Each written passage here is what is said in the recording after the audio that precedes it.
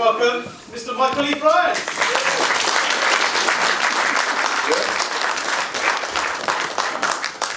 Thank you. So welcome to Derby. Thank you. So first of all, how many miles did you travel to be here? I've actually driven 2,637 miles to come to this event from southern Spain. Yeah, well, and something else as well, but mainly for this event. So that's a long way to come for a Doctor Who event, isn't it? So let's talk about your name first of all. The E in Micheal Bryant. Where does the E come from and what does it stand for? Well, I started off as a child actor, and my name was Micheal Bryant, and then I got a message from Equity to say I couldn't be Micheal Bryant because there was a very famous Micheal Bryant who is an actor, and they said I had to change my name, so I became Michael Tennant. But I stopped being an actor when they found me out, aged about 16 or 17. I went and became a stage manager, and I just reverted to being Micheal Bryant.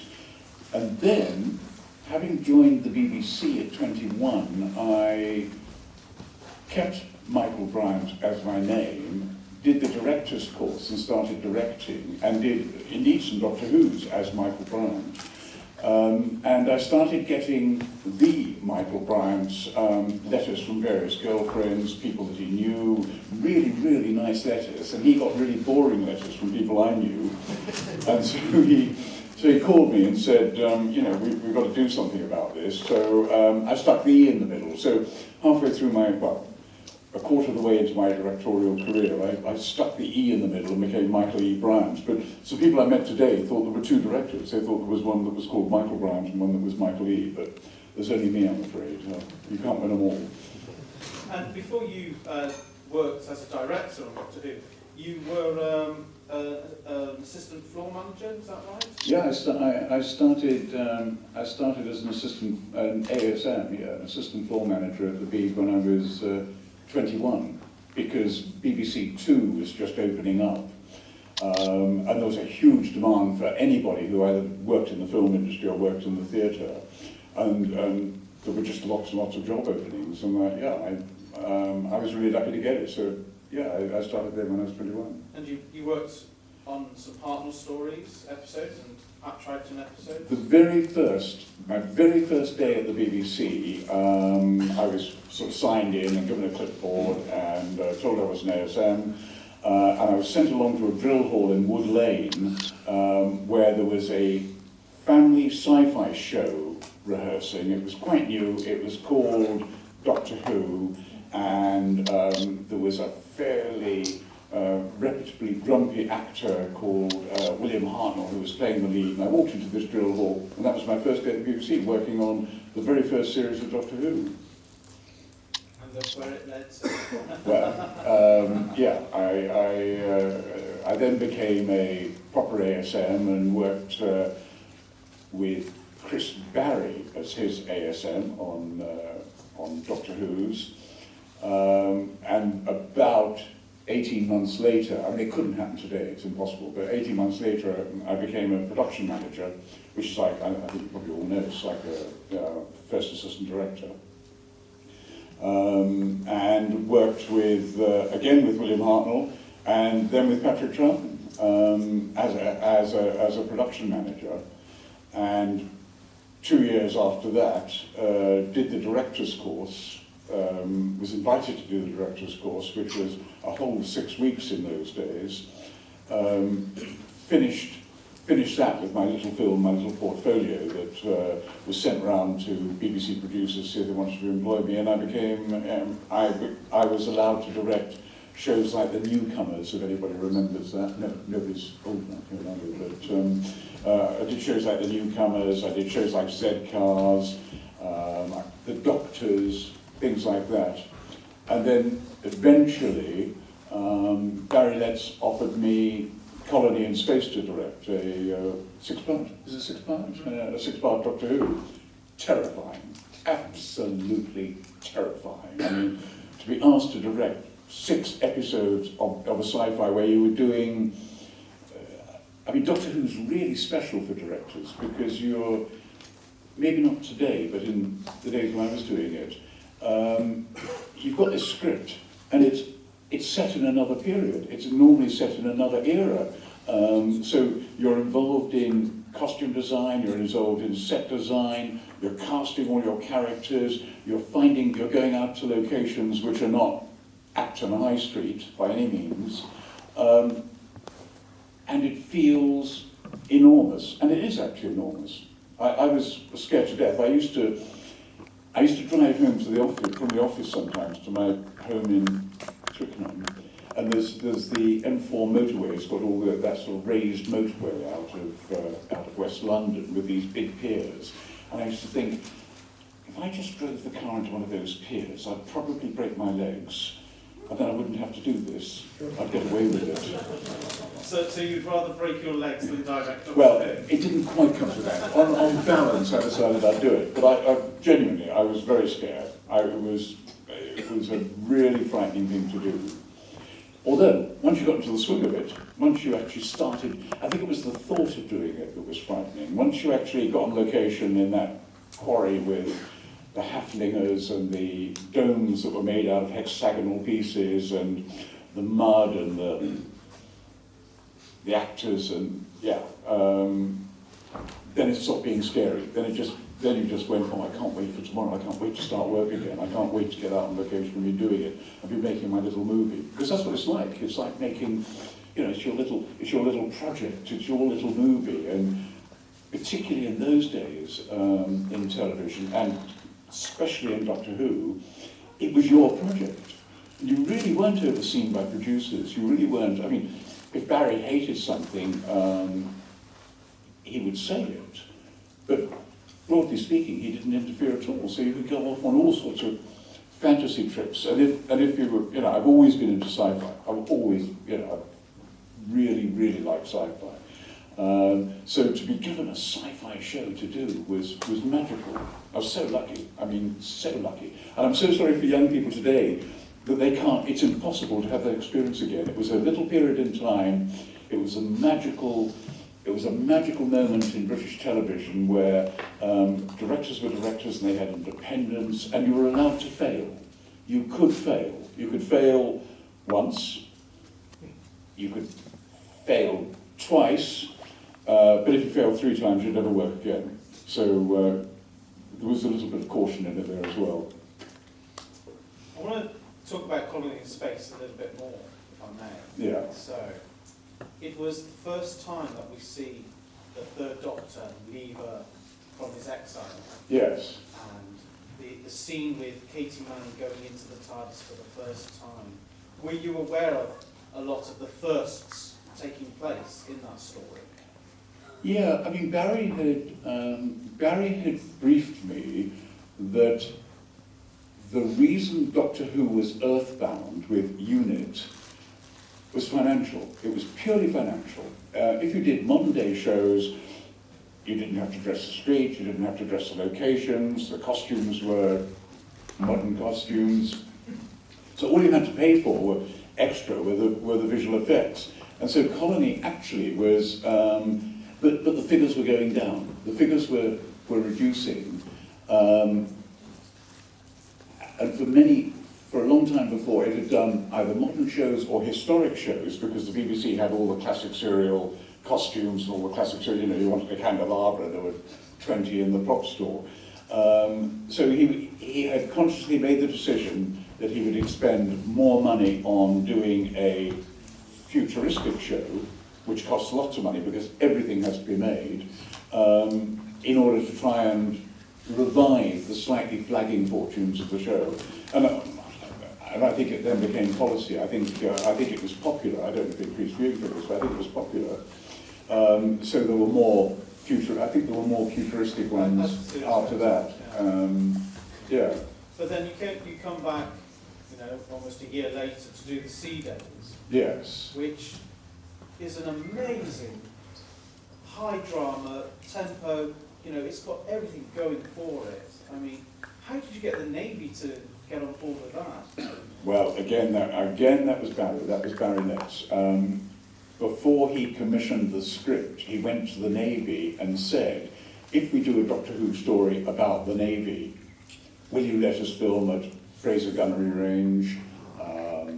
Will you give us facilities? What was it? Oh yes, we got that diving vessel, that ship which lowers diving bells into the water, and the Navy offered all those things for free. Well, I think we paid, maybe we paid £10 facility fee for the ship for the day as a gesture. So Barry had actually, so when I arrived on the show,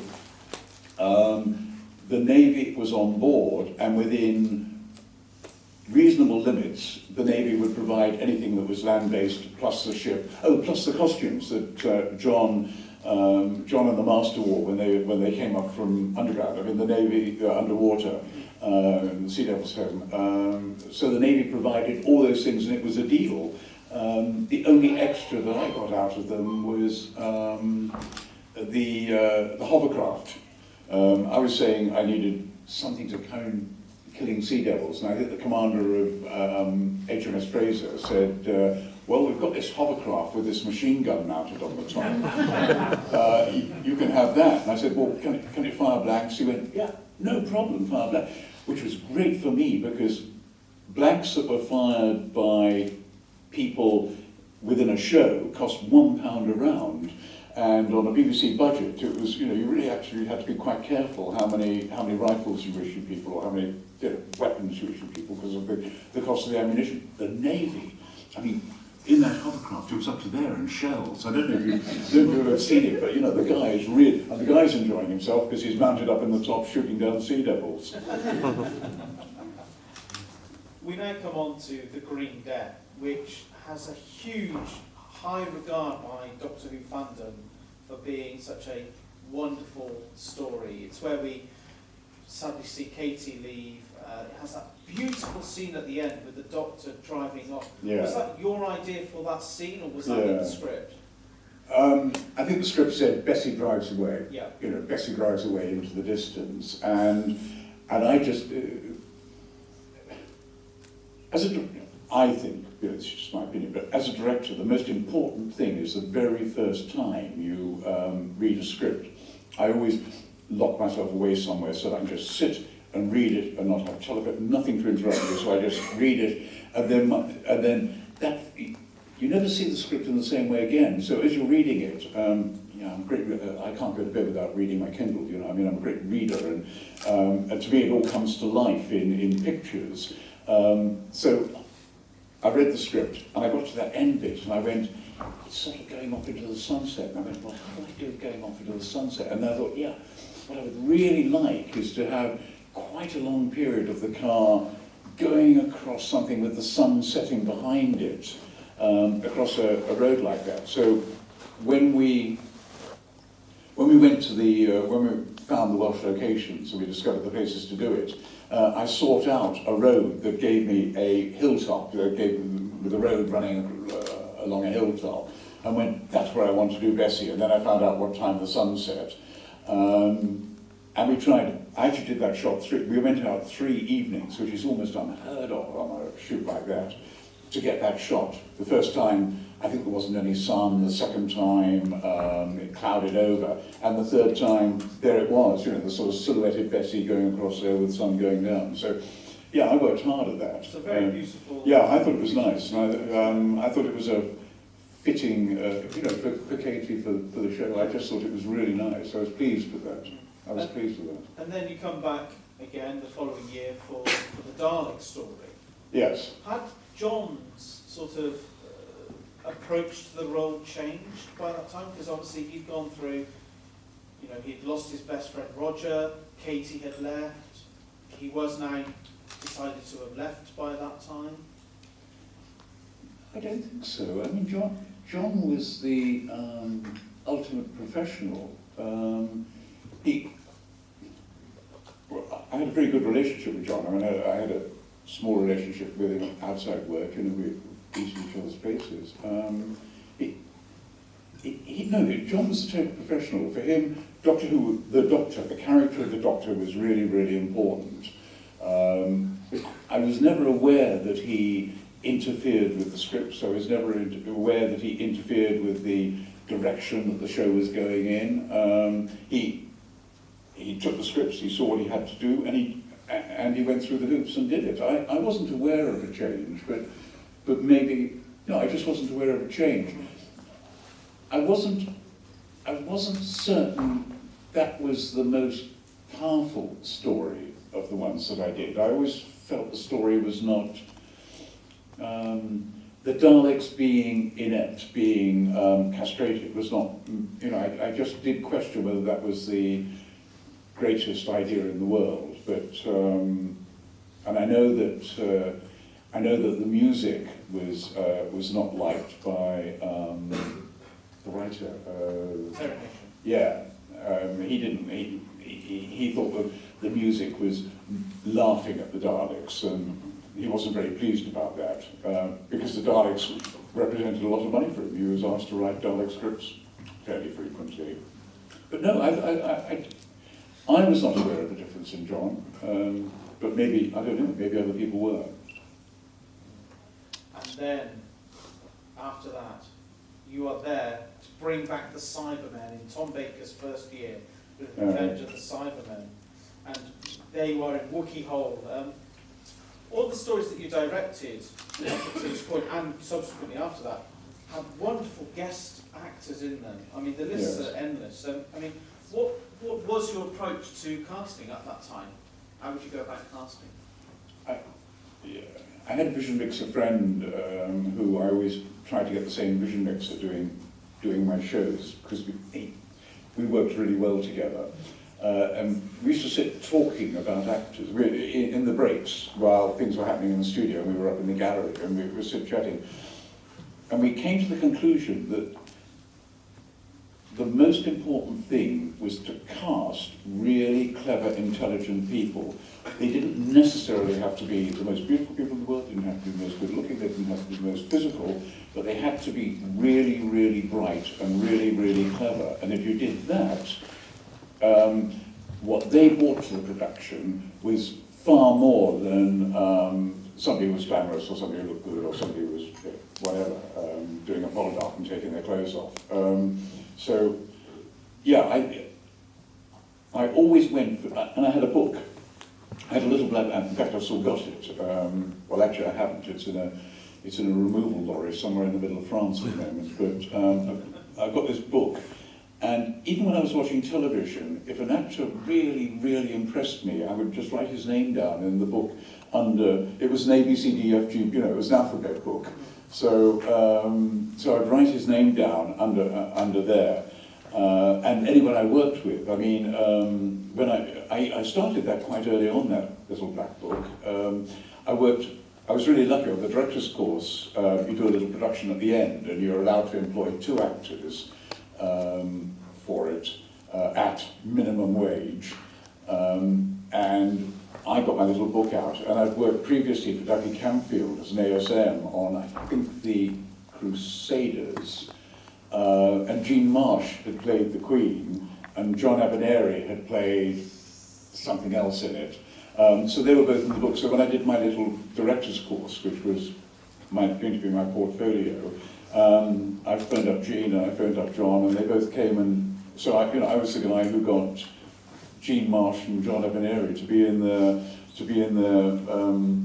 training course production, which was really lucky. So when I came to cast a show, the first thing I would do with casting, rather than go to Spotlight and flick through Spotlight, would be to get my little book out and go through it and go, oh yeah, so-and-so and so-and-so. And then when I'd done that, I would then go to Spotlight, which didn't mean I didn't use new people. It didn't mean, because I was always adding to my book, either people I'd worked with or people that I'd seen in productions. Even going to the theatre, if I went to the theatre and saw somebody where you would just go in the book. And then you just flick through these names and go, oh yeah, they'd be absolutely cracking for that job or that role. And then we come on to your final contribution to Doctor Who, Robots of Death, which for me is a personal favourite. Why was it your last Doctor Who? I actually felt I was Doctor Who'd out. Doctor Who taught me my trade. Doctor Who taught me to be a director. It taught me stuff which other shows wouldn't begin to. If you do Z-Cars, basically you're just picking up the baton from the blast director and running with it. You don't change the costumes, yeah, you do a bit of casting, but it's basically the same, you know, it's the same locations in Acton High Street, nothing to do with the content, nothing to do with the sets, and there's no visual effects, there's no designs. And Doctor Who, particularly then, you had all this freedom to create costumes, create designs, to do visual effects. And if you came from the theatre like I did, you had a pretty shrewd idea how long a scenery change would take, or how long a makeup change would take, or how long, which was an enormous advantage over a director maybe who hadn't had a theatrical background or a film background. They didn't know how long things took, so I could plan my studios, bearing in mind how much time things would take. And Doctor Who taught me, I think it taught me to be a grown-up director. I think it taught me to be a grown-up director. But having done that, I wasn't ambitious, but I just wanted to move on. I wanted to do other things. I wanted to do something that maybe wasn't sci-fi. I wanted to do classic serials. Desperately wanted to do a classic serial. So Robots of Death, I made up my mind that was going to be my last show.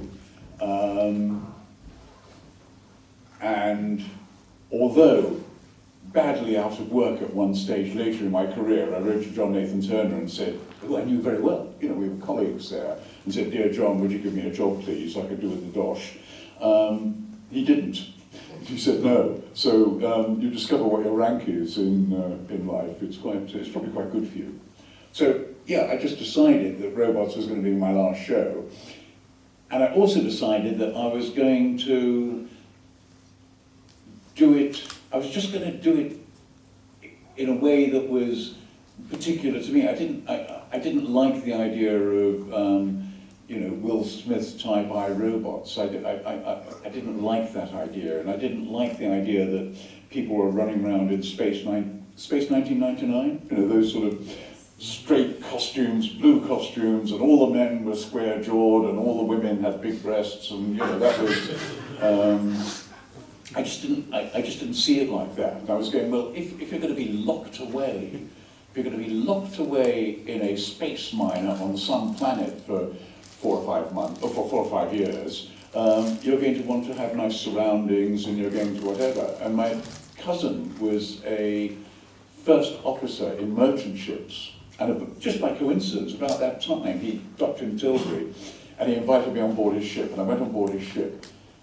And the living quarters in a merchant, you know, in a blue water merchant ship, they're lovely, you know, big paneling and comfy armchairs, and it's got a gym and a cinema, and it's beautifully decorated. And it just happened that at the time I was just starting Robots, so I thought, well, if that's what it can be like in a ship today, then in the future, if you're going off, then maybe you can have your own design. So maybe the crew can say, we fancy this design, we feel like that. And so I got the idea that it didn't have to be all shiny bulkheads and, you know, the standard spaceship, the space miner. It could be a design that was pleasing for people to live in. So, the coincidence, it just happened to go on my cousin's ship at that stage, led me into conversations with the designer about how the show should look, and that it shouldn't look like Space 1999. It shouldn't look like Asimov's Robots. It shouldn't look like those things. And then we had a sort of a further discussion about how it should look. My original idea, I'm quite into the sort of the Roman Empire. I quite like sort of like Claudius. I quite like all those sort of long frocks and the little skirts that gladiators wear and things like that. And Roman swimming pools. I had an idea that maybe we could have a Roman swimming pool in this space miner. And then he was a very clever man, my designer, very clever guy. He said, "Yeah, that's all right, Michael." He said, I think I've got something that might interest you. I'll come to your office tomorrow morning with a couple of books and show you. He said, "It's called Art Deco. What do you know about Art Deco?" And you know, as a guy I left school at 12, I knew not a lot about it other than, yeah, I didn't know. So anyway, he came with these books full of Art Deco furniture, Art Deco buildings, Art Deco designs, and the designs of the period. And immediately I just sort of went, yeah, that's wonderful. And then we discussed the robots, and we went, you wouldn't have, why would you surround yourself with robots that were ugly or unpleasant or nasty? If you're going to have robots doing the washing up, giving you a massage, waiting at table, doing all the things that robots would do in a space liner, you'd have really nice ones. You'd have attractive ones. You'd surround yourself with, nice things. So I said, well, we'll have Art Deco robots as well. Yeah, that's what we'll do. We'll have Art Deco robots, and they'll be really nice, and they'll speak nicely, and they'll be gentle, and they'll be friendly, because that's logically what you would do in that situation. So, what was the question? Well, I won't repeat the question, but something you just said, that you felt at that time that you were now a grown-up director. Yeah. So, Blake 7. Bravely going where others had been before. Well, no, you were the first director of Yes. Blake 7, and that episode deals with some very dark and adult themes. Yes. I mean, Yeah. to have the leading character accused of child molesting, Yes. Yes. which is Yeah. talked about very briefly, but Yeah. never again. I mean, Yeah. and then it's a real adult sci-fi. Yeah. series, Yeah. I thought. more adult than Doctor Who. I mean, David Maloney, the producer, sold me on. I wasn't very keen to do it for sort of obvious reasons, because I wanted to walk away from Doctor Who, and I didn't want to go back. And he said, no, Michael, it's going to be absolutely adult. It's going to be very adult science fiction. It's going to be totally different. And I read the first script, and it was different. It was. I liked the idea of this. For goodness sake, we're living in it now, aren't we? A sort of Big Brother state. We're all living in a state where we're controlled. I mean, we can't smoke anymore. We can't drink anymore. We've got to wear seat belts. There are cameras on every roadside. I mean, we're almost living in the Blake 7. I exaggerate, but I'm allowed to. We're almost living in that world. So when I read the script, I actually thought it was rather good. I was really quite excited by it, and I liked the nightmares that Blake was having. I liked the and I like the escaping from the city. I mean, okay, it is classic sci-fi, but then I'm a classic sci-fi fan. So yeah, so I was really quite excited, and I had another. I was really lucky with the designers I worked with. I had a designer. It was meant to be this ginormous city. I mean, I don't know if anyone's seen it, but there's this big dome city which everyone lives in, and so. The sets, it was written in 6 or 7 or 8 sets, and I sort of went, how can I have little box sets doing this? There are meant to be streets, there are meant to be a courtroom, there's meant to be prison cells, there's meant to be spaces, there's meant to be the escape route that Blake takes to go out into the outside world. And so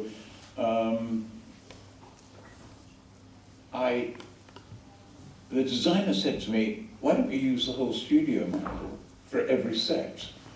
He said, if I just give you 6 piers, 6 rolling piers, and they were probably the sort of width of 3 chairs like this, and they had different faceted shapes on wheels. He said we could just use that. We could cover this whole studio in a white cyc. We could paint them just a bit off-white, and we could just then move them around, and we could make the courtroom by making these 6 piers round in a circle and putting up a bench. We could make the prison cells by just putting bars between them. So that's what we did. Every single set in that story, including the street, and the street was then obviously 3 piers shot down a narrow thing with people. So virtually every set in there occupied almost all the whole of TC1 at the television centre. So that was exciting. That was an exciting design thing, which I think enhanced the way we were telling the story. And then the story was indeed, it was very adult. I really enjoyed that first episode. I'm not sure, I think it was atypical. David and I didn't see eye to eye after that with The Liberator. Is it interesting, Blake 7 in Doctor Who? Yeah. Well, which leads me on to my last question before I open that to the audience. Yeah. Which is better, Doctor Who or Blake 7? Bear in mind where we are.